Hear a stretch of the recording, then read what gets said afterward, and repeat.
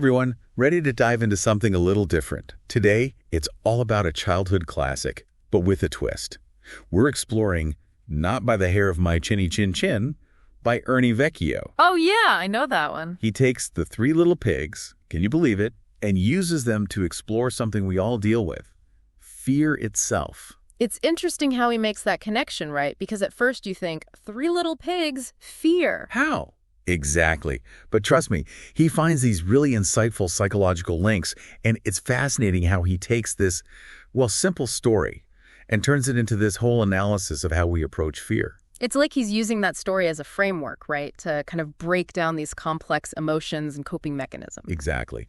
And that's what we're diving into today, the psychology behind those fears and how we can overcome them, using those pigs as our guide. Sounds like a plan. It's like that first little pig with his straw house carefree, just kind of throws something together. Doesn't that remind you of times when maybe you've tried to just ignore a fear, hoping it'll go away on its own? Totally. It's that classic I'll deal with it later move, which, as the story shows, often doesn't really work out long term. Exactly. Oh. Then there's the second pig, a bit more cautious, builds his house of sticks.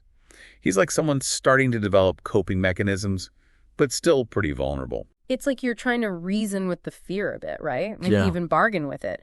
But those sticks, they can only hold up so much. Right, which leads us to the ideal, the brick house.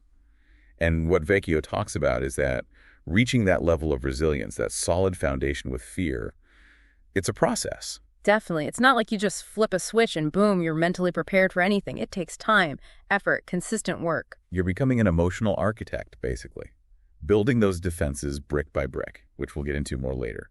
But one thing that really struck me, Vecchio talks about keeping your eyes forward. He uses that example of the pigs distracting the wolf with an apple. It made me think, do we all have those metaphorical apples, those distractions we use so we don't have to face our fears head on? It's a smart move in the story, and it's true, we all have our own ways of trying to outsmart our fears, avoid them. But what Vecchio argues is that while those distractions can be useful in the short term, real growth, that comes from actually facing those fears. So it's not about pretending we're not afraid. It's about choosing how we respond to that fear. Exactly. And that brings us to one of Vecchio's most intriguing ideas, cooking the wolf. Cooking the wolf, I'll admit that caught my attention.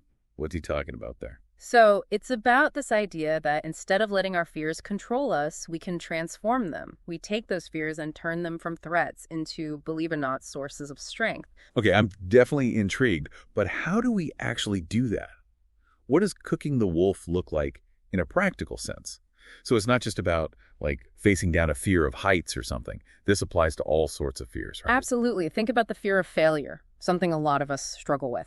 Vecchio would say you can cook that wolf, transform it into incredible motivation to succeed. It's like flipping the script. Instead of fear paralyzing you, it's what pushes you forward. Exactly. Or take the fear of being vulnerable, opening up to people. That can actually become the path to much deeper, more meaningful connections. It's like those fears, they're not inherently bad. They're trying to tell us something, show us something we care about. Right. And that's a big part of what Vecchio's getting at, I think. We always talk about fear as this thing to be conquered, eliminated.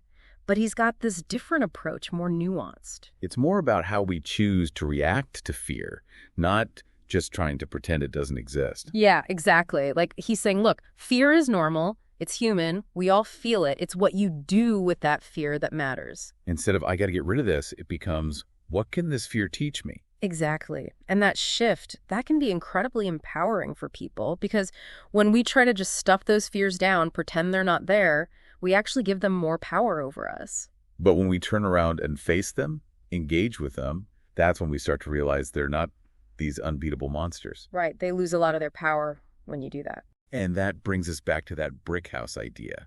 It's not about never feeling fear. It's about building up that resilience, that strength inside. So when fear does show up, we can handle it. It's about being prepared, not about being fearless. Because let's face it, we're all going to be afraid sometimes. That's just part of life. Vecchio uses this phrase. He talks about digesting our fears.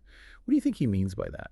So to me, it's about really letting ourselves feel that fear, experience it fully, not just trying to push it away, and then figuring out how to process it in a way that I don't know, it becomes part of who we are, but not in a way that controls us. It's not like swallowing a pill. It's more like, I don't know, really taking the time to understand something. Exactly. There's no quick fix, no shortcut. You got to take those fears, those are your ingredients, and you work with them, figure out what they mean, how to use them to grow. And that looks different for everyone, Yeah. right? Like what works for one person might not work for another. Right. Some folks, maybe they journal, helps them process. Others, therapy, talking it out. That's their way in. Maybe it's art, being creative, or spending time in nature, just finding what helps you feel more grounded. It's about figuring out what works for you, what helps you deal with those fears and come out the other side. And one thing I really appreciate about how Vecchio approaches this whole thing, he's really big on the idea that we don't have to do this alone. Yeah, like those three little pigs, they finally teamed up to deal with that wolf. Exactly. We've got our own support systems, our friends, family, mentors, people who get it, who can be there for us. That's huge when you're facing down your fears, trying to build that brick house mentality. That sense of community, of not being alone in it, it makes a difference. And it's funny how Vecchio brings it back to the three little pigs, how in the original story, they don't just chase the wolf away, they cook him up, right? Yeah. He literally becomes part of their strength. That's such a powerful image, It's like this metaphor for what we're talking about.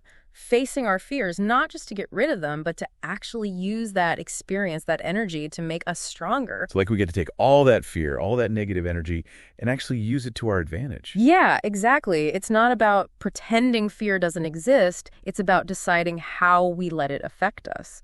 As we always say, the conversation doesn't end here, right? So for everyone listening, we'd love to hear your thoughts. What fear in your life might be ready to be cooked and transformed?